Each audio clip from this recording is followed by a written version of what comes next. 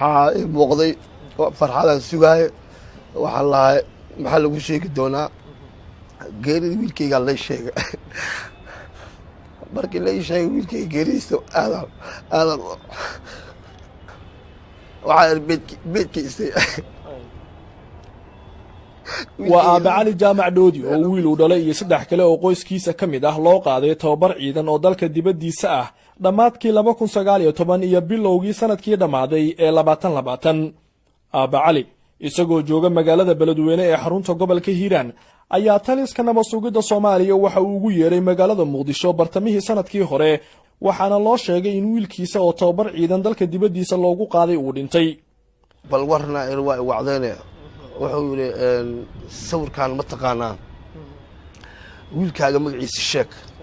wiilkayga waxa la yiraahdaa Cabdisamed Cali Jaamac la yiraahdaa ana dhalay sawiriis ma taqaanaa ha maxaa dhacay waxa uu waa aqaana sawirkiisu isoo baxshay ninkan ma yahay yiri ha hayre wuxuu yiri ninkan waa dhintay ninkan waa dhintay anigii ilaa 3 asbuuc bil dhana waxa leegu lahaay waxba lagu sheegaa imow habeen kamid ah markii la sheegay anigii runtii qaracan meeshaas waxa iiga muuqatay dareen aan la soo koobi karin maxaa ii muuqday farxadaan sugaayo waxaan lahay maxaa lagu sheegi doonaa geerida wiilkaygaa lay sheega markii la ii sheegay wiilkayga geeridiisa aadan u naxay ma filanaynin laakiin amoor ilaahay dadku wiilna waa dhashaa wiilna waa dhintaa allah ya raxmaan raxiimiin waxaa beedkiisay wiilkayga ilaa been uu ku duugaya ma aqaano wadan uu ku duugaya ma aqaano aniga wadan uu ku duugaya ma aqaano waxaa beedkiisay waa duuganaa waxay meedka anaga duugnay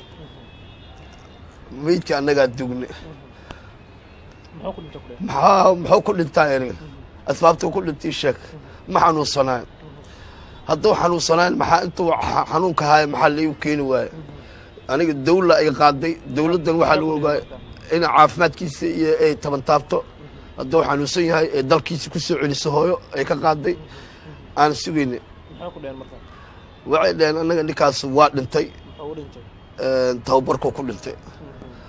ma baarashadu ka soo dhacay ma buuro ka soo dhacay aniga ma ogeyn markii horena waxaan u haystay dalka dawladda calaqaadka ila leedahay in ay dawladaha hadda lahaayo oo dalka wax rabteen ilaa hadda la iima sheegin laakiin dadka bulshada iyo nabadoonka wuxuu u sheegay qadar in loo qaadaa waxaan lahay maadaama wiilkaagii ay maaragtay jaamacad u weysay waxbarashadii dugsiga uu dhamaystay in uu qarankaas uu iga mid noqdo oo dalkiisa iyo naftiisa iyo aniga aan dhalay inaan wax ku dheefsado waa noqon weysay waxa la yiri wiilkaaga waa dhintay marka wiilkayga ma ahan adoon la soo iibsado ma ahan nin muwaadin Soomaali oo ahay dalkaana u dhashay qaranka u riyaaqsanay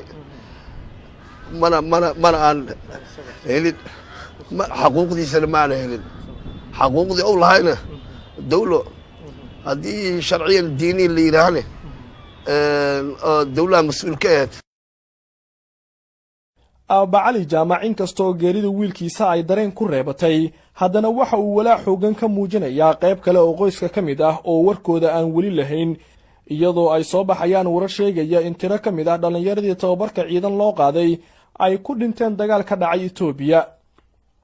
walaa ku adeeradiis aniga ila dhashay 3 nin oo adeerada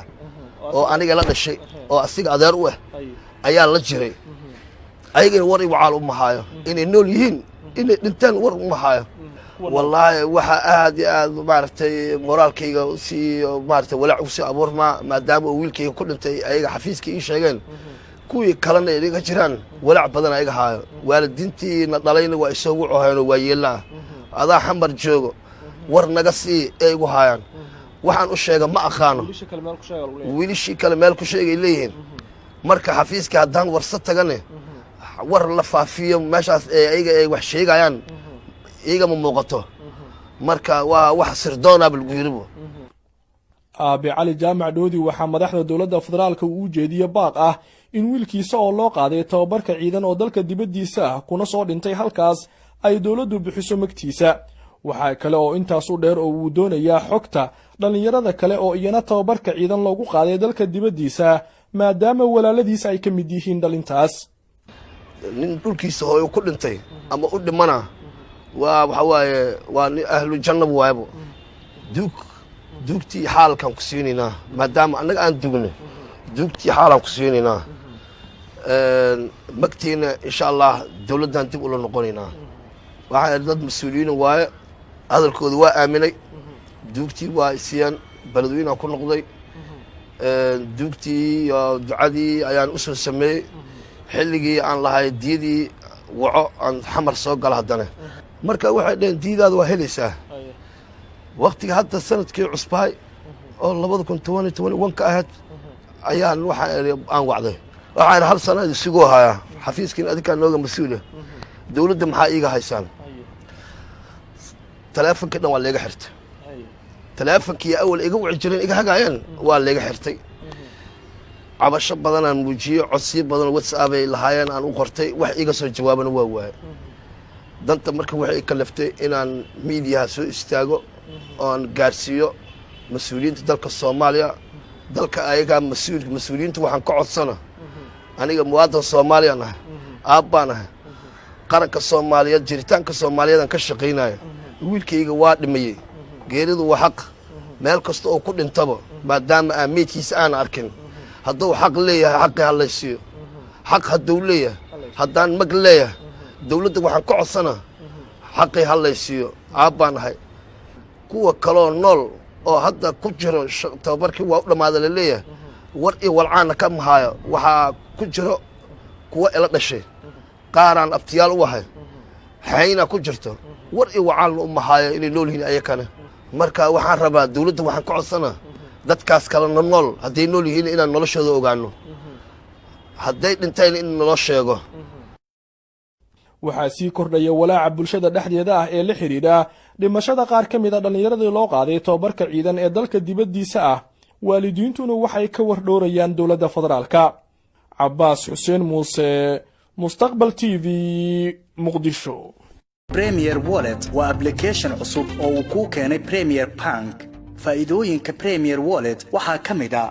waad iska diiwaangelin kartaa adigoo jooga goobtaada dadkaan account-ka ku lahayn bangiga Premier waa ay iska diiwaangelin karaan Premier Wallet dukaamada iyo ganacsiyada kala duwan ayaad wax uga iibsan kartaa lacagaha waxbarashada caafimaadka korontada ayaad ku bixin kartaa lacag ayaad u diri kartaa qof kale laguguna soo diri karaa si fudud account-kaaga iyo Mastercard-kaaga Premier Bank ayaad ku xiran kartaa kana maamulan kartaa lacag ayaad ka dalban kartaa asxaabtaada ama waad ogolaan kartaa lacag laga soo dalbaday dhaqdhaqaaqa lacagahaagana waad kala socon kartaa ganacsiyadu waxa ay leeyihiin ab u gaar ah oo ay kala socon karaan xogta lacag bixinta macaamiishooda inta ay in ka badanba ka hel abka Premier Wallet oo kala soo deg hadda Play Store-ka ama App Store-ka Premier Wallet soo wacay oo uu leeyahay isbitaal ku jira waa dhibaataysanahay rasaas iyo dhibaato iyo waxba ma haysta aniga dawladda Soomaaliya iyo dawladda Galmudug waxa ka codsanaya walaalkay inay noo keenaan waalidiinta dhalinyarada dhawaan loo qaaday dalka Eritrea isla markaana halkaasi loo geeyay si loogu tababaro ayaa sheegay in ilaa iyo hadda aysan ogeyn halka ay ku sugan yihiin caruurtooda iyo xaaladda ay ku sugan yihiin kadib markii dhawaan la sheegay in ciidamadii lagu tababariyay Eritrea ee ka socda dalka Soomaaliya lagu dilay dalka Itoobiya kadib markii sida ay tilmaameen ehelada dhalinyaradaani la geliyay dagaalkii u dhaxeeyay Eritrea iyo ciidamada Itoobiya muddo sanada ayay sheegeen inay ka maqan yihiin caruurtooda waxayna sheegeen in dawladda federaalka Soomaaliya ay u sheegtay in loo qaadiyo dalka Eritrea si loo soo tababaro ehelada dhalinyaradaani lagu laayay dalka Eritrea oo maanta isu soo bax kooban ku qabtay magaalada Gaalkacyo ayaa sheegay inay u baahan yihiin caruurtooda isla markaana qaarkood ay soo waceen iyagoo dhaawac oo isbitaal ku jira waxayna ka codsadeen madaxweynaha dowlad goboleedka Galmudug Axmed Cabdi Kaariye Qorqor iyo dowladda federaalka Soomaaliya inay gacan ay ka geystaan sidii caruurtooda dalka loogu soo celin lahaa waxa naga maqan wiilal waxay naga maqan muddo hal sana meel aan ku sheegno ma naqaano waxaan ka codsanaa dowladda Galmudug waxaan ka codsanaa muwaadiniinta Galmudug waxaan ka codsanay intii islaama maqalkeena muuqaal dhageysanaysa wiilasheenaas waxaa naloo sheegay in eletariya la geeyey in la mara habaabiyey in meel kale in tababarka meel kale loo dhigo laakiin la mara habaabiyey meel qaldan lagu shubay in meeshaas wiilashaas lagu laayay oo lagu jirdilay oo qaar Itoobiya laysay oo meel walba meedkooda lagu sheegayo hooyana walaalayaal hooyooyin Soomaaliya meeshaan daawan hooyo inaysan la cadatiin oo taasuu soo wacay oo uu leeyahay isbitaalan ku jira waa dhibaataysanahay risaas iyo dhibaato iyo waxba na haysta aniga dawladda Soomaaliya iyo dawladda Galmudug waxa ka codsanaya walaalkeen inay noo keenaan ilmo badan baa maqan walaalkii kaliya ma maqan dawladda Galmudug waxa ka codsanaya madaxweyne qoorqoor walaalkii inay keenaan aniga walaalkii wiiga maqan intaasoo bilowda sanadii wax raacay maqan aniga walaalkii inay keenaan raba dawladda Galmudug waxa ka codsanaya walaalkii inay waayaal marasiba nala ka gurto ubadkii nala ka gurto ardaytiina nala ka gurto walaalayaal waa beerka waa maqan والله ومقيا ويا وان كعسانا ويا سومالي ودان هاي الى نلا انسان الى نلا برر دغدان الى نوغل متان وحي عقربا الموضوعك مسلمان تودن ويا وان كعسانا ولا قتي الموضوع ولا قتي وان كعسانا قرقر عبد قبديد waxaan ka codsanayna haddana wiilasheena dhimasho iyo nolol aan nala kuu keenin waxaan awaanaynaa inaysa muwaadin aan ahayn inaan hooyo Soomaaliyeed aan ahayn inaan Galmudug aan ka mid ahayn oo madaxweynuhu qaatay oo yiri sababaan ula baxay wiilkaasi waa baabeen baa la yiri waa dhinteen baa la yiri waxba kama noolaa la yiri waxaan doonaynaa inaan ka soo samarsiiyo yaa walaalayaal waxaan idin sheegaynaa Soomaaliya muddo 4 sano ah inay ka hormarayso dowladda Afrika waxaan xaqiijinaynaa muddo 2 sano ah shabaab inaan dalka ka cirkano waxaana saaran oo tahay magaaladan aragtaan oo burbursan 4 sano gudaheeda inaan ka soo saarno magaalada ugu nadiifsan magaalada ugu qoxoon inaan ka soo saarno 4 sano joogaya mana soo sharaxayo nomination daba qaadan maayo jid la xiraayo ma jiraayo oo la yiraahdo khilaafaad madaxweyne iyo prime minister ah dowladdan waxay ballan qaaday khilaafaad inuusan jirin in aqalka sare ay caasimadda Muqdisho ay ku yeelato matalaada ay mudan tahay World Bankiga adduunka uu nasiiyay dhaqaale deentii ugu horeysay oo Soomaaliya la siiyo burburka ka bacdi lacagtani deyn ma aha waa deeq weyn read my lips aniga ciidanka haddaan isku haleen waayey Soomaaliyeed oo aan tababaran waayey 4 sano waa inta ugu sahlan ogow maxaa adiga nabadgelyo guud iyo shacab guud nabadgelyadiisa xagee ka keenaysaa adigii baaba isku haleen waayey ciidankii Soomaaliyeed waxyaabaha ay qarxiyeen hadday yihiin hoteelo hadday yihiin guryo inaan dhisno annaga maxay annaga ka mas'uula